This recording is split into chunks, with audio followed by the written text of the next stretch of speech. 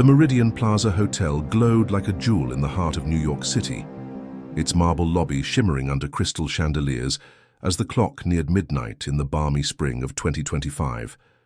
Elena Harper navigated the vast space with her cleaning cart, the soft squeak of its wheels, a familiar rhythm against the faint jazz drifting from the hotel bar, where late-night guests lingered over cocktails. For 6 years she had been the unseen night janitor, her presence as unremarkable as the polished brass fixtures. She tended each shift, blending into the background of the Meridian's opulent world. Beneath her faded navy uniform and tightly pinned hair hid a secret that could unravel everything. A PhD in computational linguistics earned through sleepless nights at universities, from Helsinki's frosty lecture halls to the vibrant chaos of Addis. Abeba's academic circles her mind a living archive of 10 languages, including rare tongues like Amharic, Javanese, and Shona. She had chosen this humble role deliberately, a fortress of anonymity, to shield her while she hunted for her younger sister Clara, who vanished 4 years ago during a humanitarian mission in Jakarta, leaving behind only questions and a void in Elena's heart.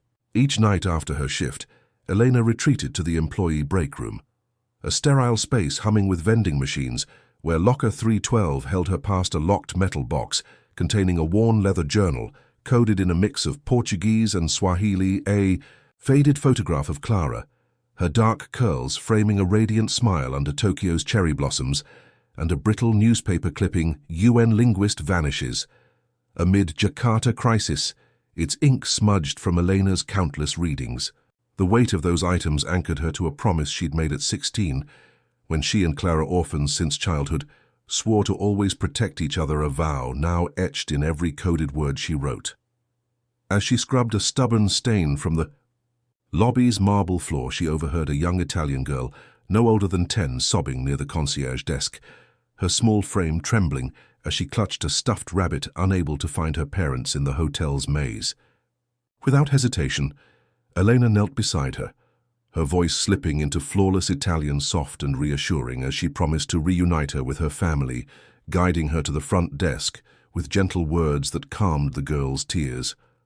Moments later, she switched to Korean to assist a jet-lagged family struggling with a botched reservation, their eyes lighting with gratitude as she translated their needs to the night clerk, her heart swelling despite the risk of drawing attention.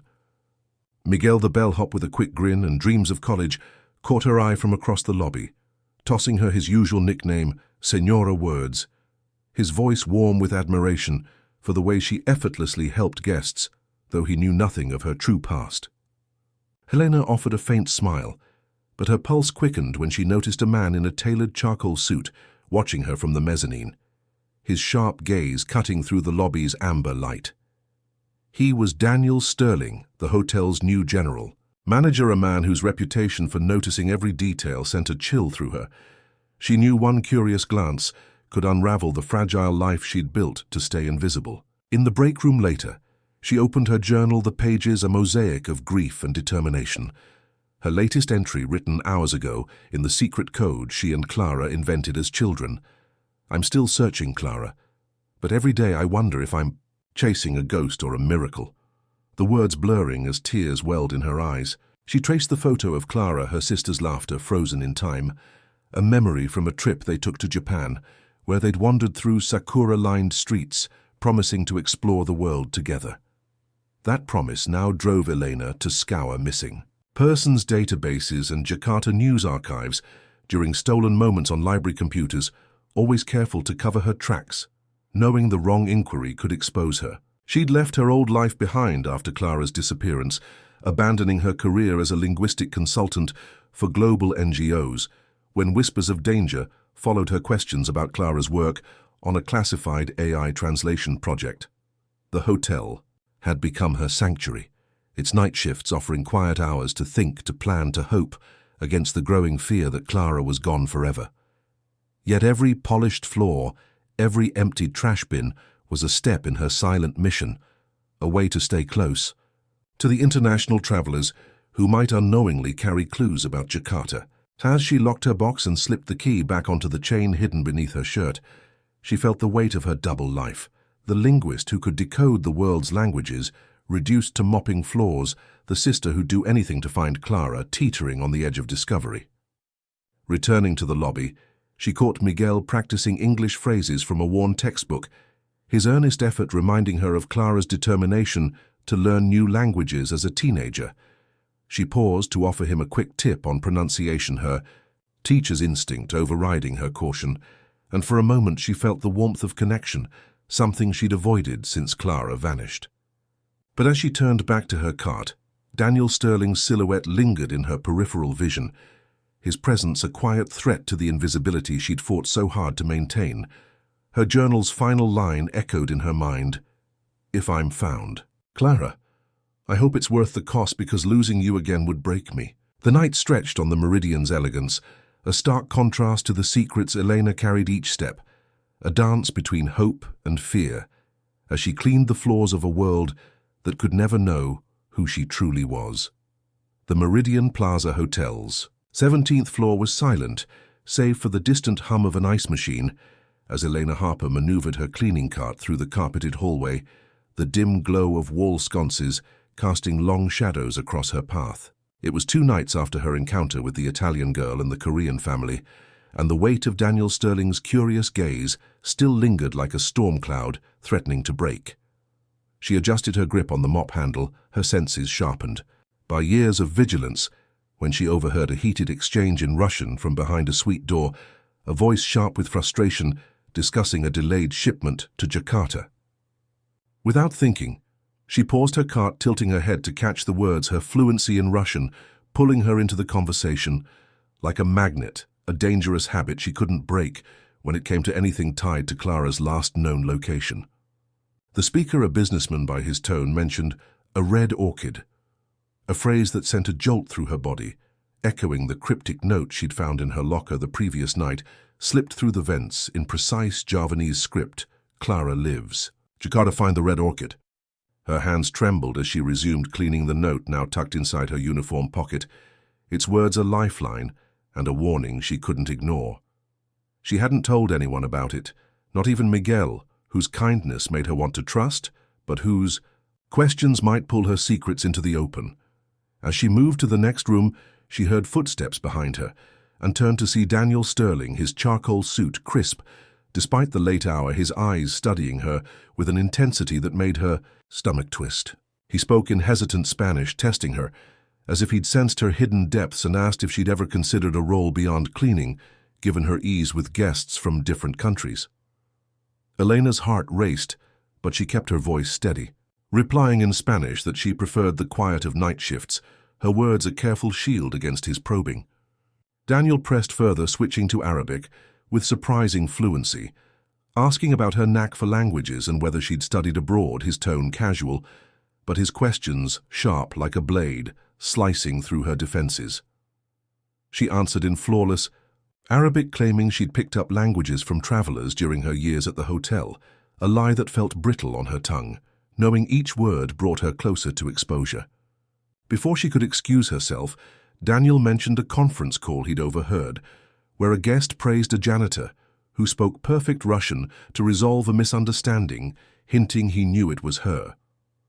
Eleanor's breath caught the hallway suddenly, too small as she deflected with a polite nod, saying she often helped guests in passing, nothing more.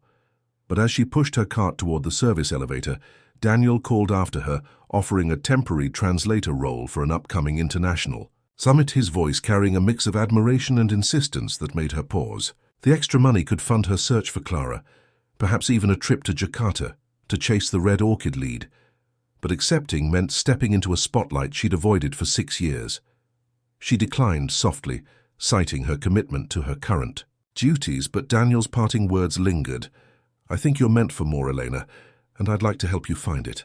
Alone in the elevator, she pulled the Javanese note from her pocket, its ink stark against the cheap paper, the phrase "red orchid" a taunt from someone who knew more about Clara than she did. Her mind raced with possibilities. Was it a clue from an alley or a trap set by those who'd made Clara disappear? She recalled Clara's last email, before she vanished, a cryptic message about a translation project gone wrong, sent from a Jakarta server, hinting at powerful players who didn't want their work exposed. Helena had spent years combing through digital fragments for answers, but this note was the first tangible lead, and its arrival now, just as Daniel's curiosity sharpened, felt like no coincidence. In the break room she sat alone, the hum of the vending machines a faint comfort, as she traced the note's characters, her Javanese rusty, but precise enough to confirm its authenticity. She whispered Clara's name, a habit that kept her sister's memory alive, and felt a surge of hope laced with dread. The Red Orchid could be a place, a person, or a code tied to Clara's work. Miguel's voice broke her reverie as he entered carrying a stack of towels, his smile fading when he saw her tense expression, asking if she was okay. Elena hesitated, her instinct to stay solitary, warring with the need for an ally, but she deflected, saying she was just tired from the shift. Miguel didn't push, but mentioned Daniel had asked about her at the front desk, wondering how long she'd been at the hotel, and if she'd ever mentioned a past life. The news hit like a cold wave. Daniel's interest was no longer casual, and Elena knew she couldn't stay invisible much longer. As Miguel left, she made a decision she'd take the translator role, not for Daniel's approval, but to access the summit's international guests who might know something about Jakarta or the Red Orchid. The risk was immense. Stepping into a role that showcased her skills could draw the wrong eyes. But the note's promise, "Clara lives," was a fire she couldn't extinguish. She tucked it back into her pocket, her fingers brushing the key to her locked box where Clara's photo waited, a reminder of the sister who taught her to see languages as bridges, not barriers. As she returned to her cart, the hotel's quiet elegance felt like a trap closing around her, the Red Orchid a beacon pulling her toward danger, and the faint hope that Clara was still out there waiting to be found. The Meridian Plaza Hotel's employee break room was a stark contrast to its glittering lobby, the fluorescent lights casting a cold glow over chipped formica tables as Elena Harper sat across from Miguel, the bellhop, her hands clasped tightly around a lukewarm coffee. It was 3 nights after finding the Javanese note, and Daniel's probing questions had left her sleepless, her mind a tangle of fear and resolve as she decided to trust someone for the first time in years. She told Miguel about Clara, her sister's brilliance as a linguist, working on an AI translation project for a humanitarian group in Jakarta, her voice softening as she described their childhood, inventing a secret language to share dreams of exploring the world. Miguel listened, his usual playful grin, replaced by a quiet intensity, his own past as a community activist making him understand the weight of hidden truths. He offered to reach out to his old contacts from his days exposing labor violations, people who might know about Jakarta's underground networks and the mysterious Red Orchid, promising to be discreet to protect her. Elena felt a flicker of relief, but also dread. Trusting Miguel meant pulling him into her dangerous orbit, a risk she hated taking. The next evening, Daniel found her in the staff lounge, his offer of a translator role at the hotel's international summit now a formal request, backed by a generous payment that could fund a trip to Jakarta. She accepted, her heart pounding with the knowledge that this role would expose her skills to a room full of global players, some of whom might be linked to Clara's disappearance. Miguel helped her prepare, coaching her on how to blend confidence with anonymity, his encouragement reminding her of Clara's unwavering belief in her abilities. At the summit, the Meridian's ballroom shimmered with international flags and the hum of multilingual conversations as Elena, now dressed in a simple black dress, moved among diplomats and executives, her translations seamless as she bridged Japanese trade proposals with French legal terms. Her poise drew admiring glances, but also the attention of Mr. Santoso, an Indonesian businessman whose sharp eyes lingered on her as she translated a discussion about Southeast Asian markets. During a break, he approached, speaking in low, precise English, his words chilling as he mentioned a linguist he'd met years ago in Jakarta, someone who looked remarkably like her, his smile hinting at knowledge he shouldn't have. Elena's pulse quickened, but she kept her expression neutral, deflecting with a polite comment about the summit's diversity, while her mind raced. Was Santoso connected to the Red Orchid or Clara's project? She excused herself, slipping into an quiet alcove to steady her breathing. The memory of Clara's laugh during their last phone call, a fragile anchor against the rising panic. Miguel found her moments later carrying a tray of water glasses, his quick glance checking for danger, as he whispered that he'd overheard Santoso on a call mentioning a secure facility in Jakarta. His activist contacts had replied to his inquiries confirming rumors of a covert operation in the city, tied to advanced AI research, but no specifics on the Red Orchid. Elena felt the walls closing in the summit's elegance, now a stage where every word she spoke could betray her or lead her closer to Clara. She returned to her duties, translating a heated debate between Brazilian and German investors. Her mind, split between the task and Santoso's cryptic comment, his presence a shadow she couldn't shake.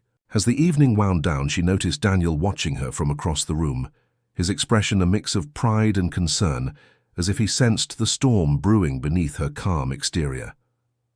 In a stolen moment, Miguel pulled her aside, his voice urgent, as he shared that his contacts had found a lead, a Jakarta warehouse linked to a group called Nexus Group, rumored to hold researchers against their will.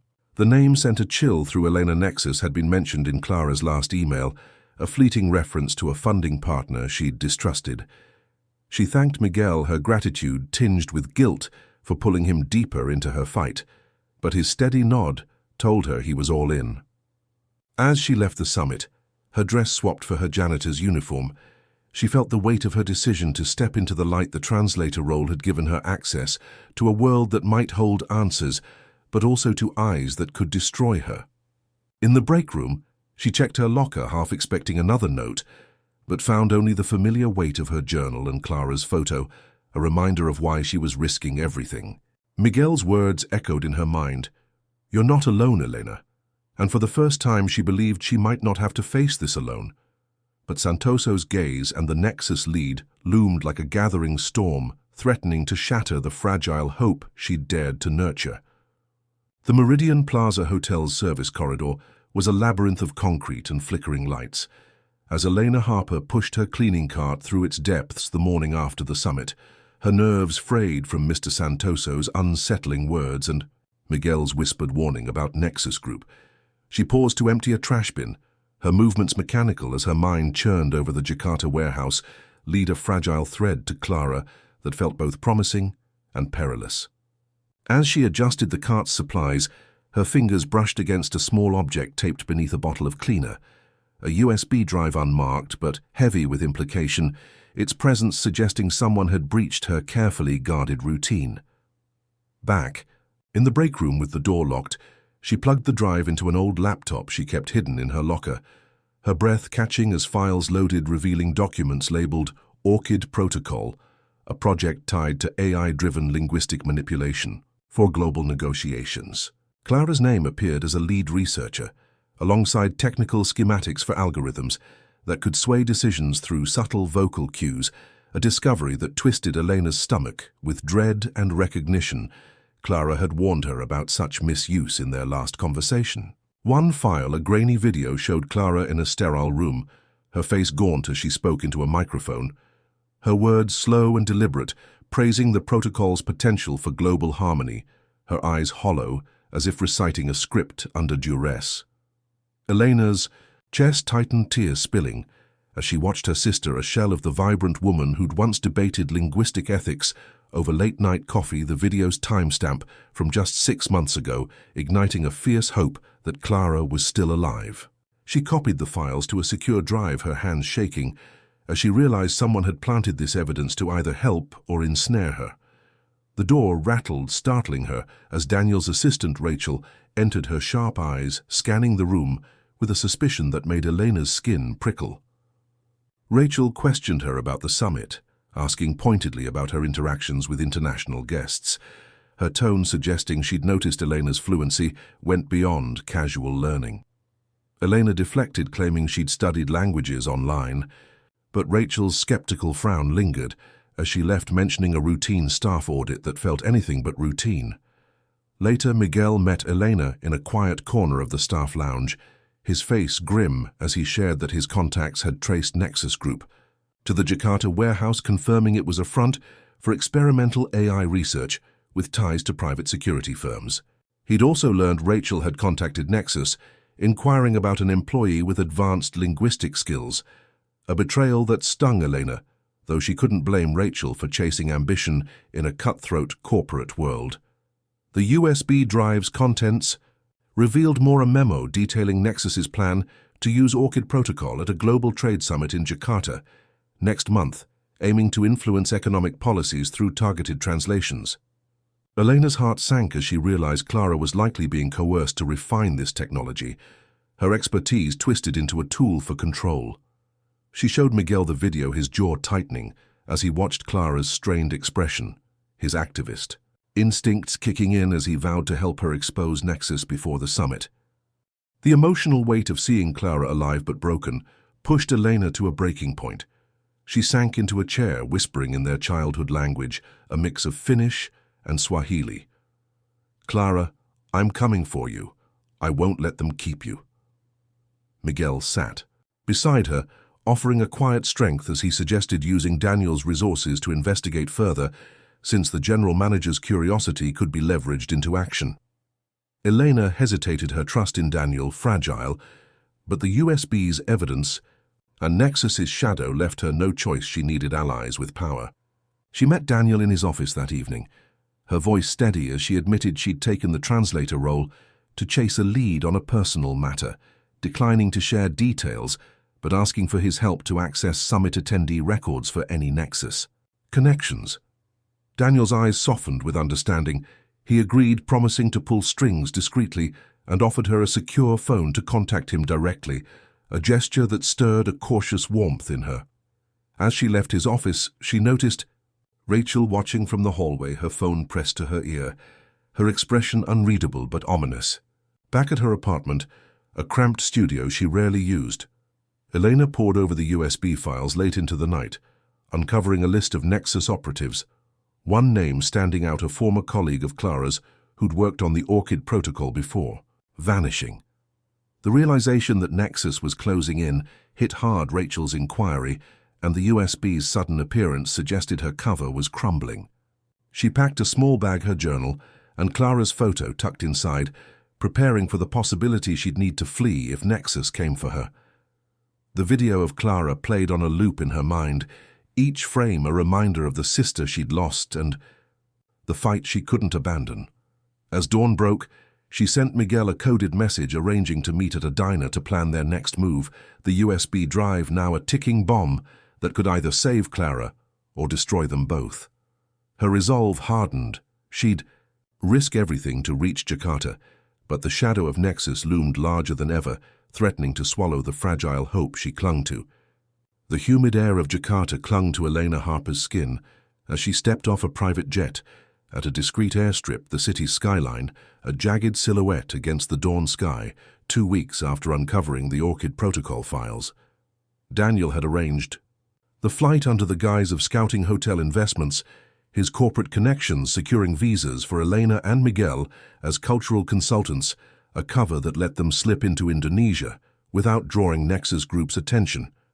The trio now huddled in a nondescript van driven by Sari, a wiry activist from Miguel's network, her sharp eyes scanning the road as she briefed them on the warehouse, a fortified compound on Jakarta's outskirts, guarded by private security and rumored to house coerced researchers.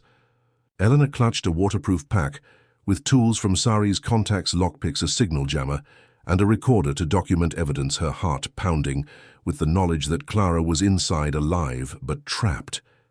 Sari's intel confirmed the facility ran tests for the Orchid Protocol, manipulating trade talks through AI-driven translations, a scheme set to launch at a global summit in days.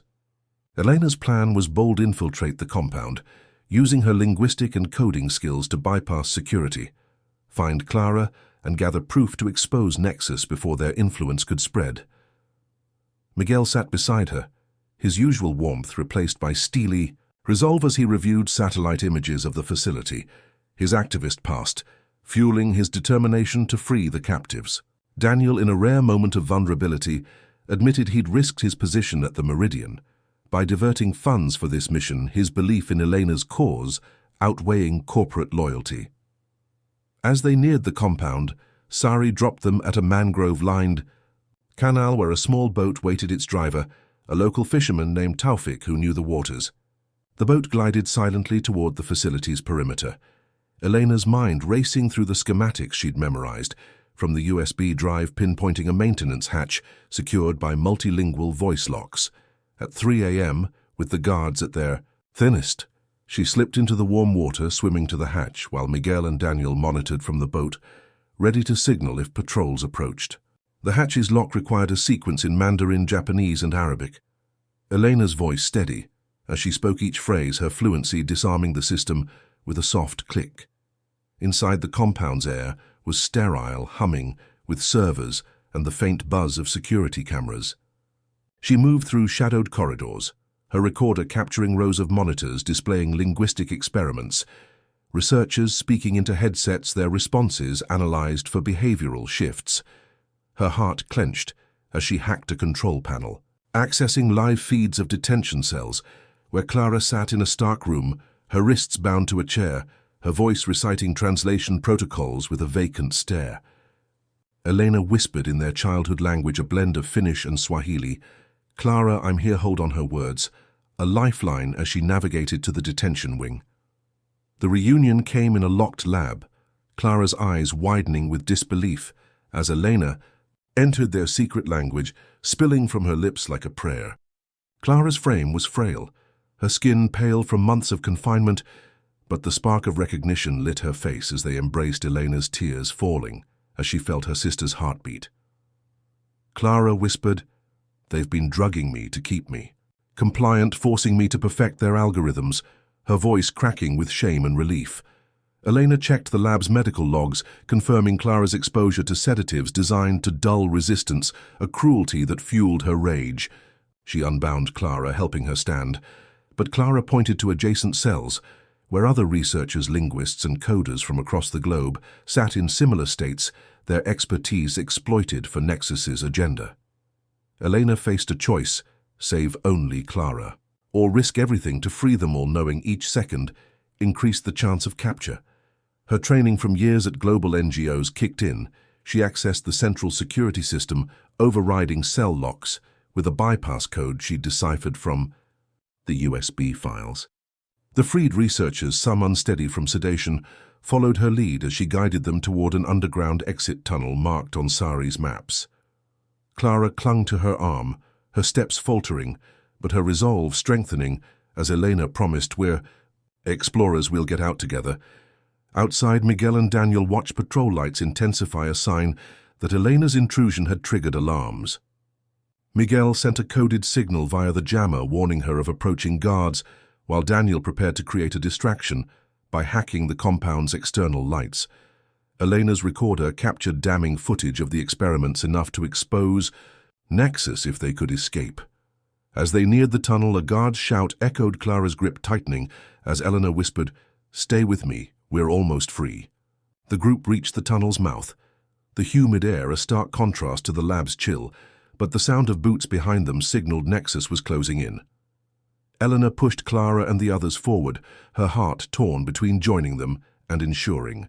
The evidence reached the world, a decision that would define their survival and the fight against Nexus's control. The dawn sky over Jakarta was streaked with coral as Eleanor Harper led Clara and the freed researchers through the mangrove tunnel's exit, their ragged breaths mingling with the lapping waves, while Nexus Group's alarms blared in the distance. Elena's recorder, heavy with evidence of the Orchid Protocol's abuses, was secured in her pack, but the approaching roar of patrol boats signaled their escape window was shrinking. She signaled Miguel and Daniel waiting on Taufik's boat, her voice low as she urged the group into the water, Clara's hand gripping hers with a strength born of their reunion. The boat rocked as they boarded, Daniel's quick thinking triggering a hacked power surge that plunged the compound's perimeter into darkness, buying them precious minutes. Sari met them at a hidden dock, her van ready to speed them to a safe house where Elena uploaded the recorder's footage to encrypted servers linked to global media and human rights groups, her fingers flying as she embedded the data with translations in 10 languages to ensure the world understood Nexus's crimes. By noon, the story broke international headlines screaming about AI manipulation in trade talks, with footage of Clara and others exposing the human cost. Nexus's leadership scrambled to deny involvement, but the evidence was ironclad, leading to arrests and the dismantling of their Jakarta facility within days.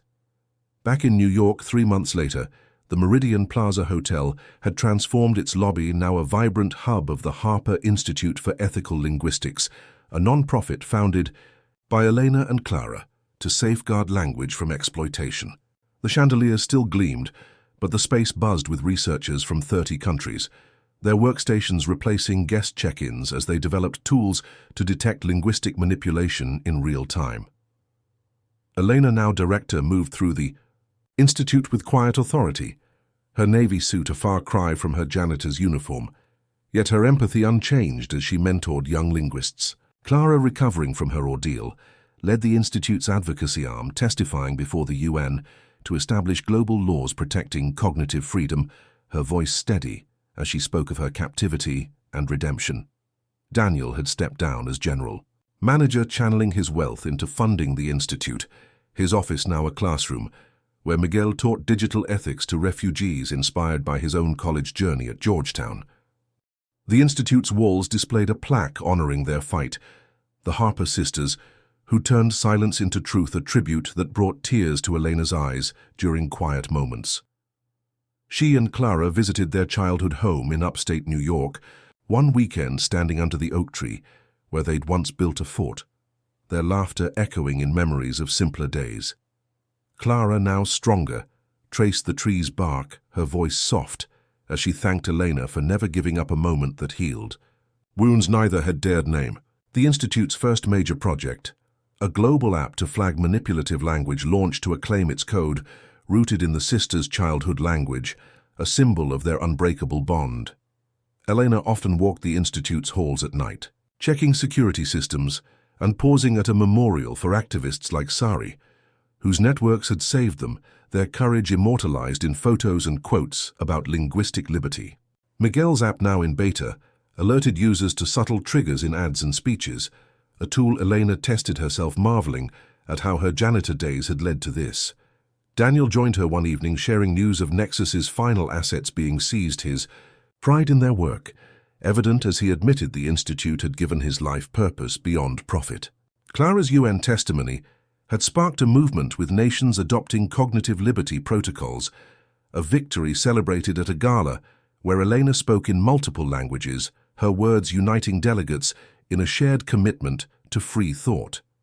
The emotional weight of their journey hit her during a quiet moment in her office, once Daniel's now lined with books and maps, tracking linguistic threats worldwide. A letter from a Myanmar journalist, thanking the Institute for exposing manipulated translations, sat on her desk, a reminder of the lives they touched. Miguel burst in with news of his app's first major update, his enthusiasm infectious as he credited Elena's teaching for his success. Clara arrived soon after her UN work done for the day, suggesting they write a book together about their fight, a project to inspire others to protect language. As they planned, Elena felt a peace she hadn't known since childhood, the fear of hiding, replaced by the strength of building something lasting. The Institute's regional centers were opening in Africa, Asia and Europe, each tailored to local languages and cultures, a network Elena envisioned as a shield against future threats.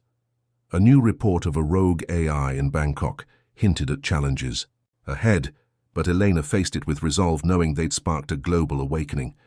She stepped outside the Institute, the former hotel's facade now lit with a mural of diverse voices, her heart full as she read a text from Clara, UN vote final, cognitive liberty law passes, we did it, Explorer, the nickname from their fort building.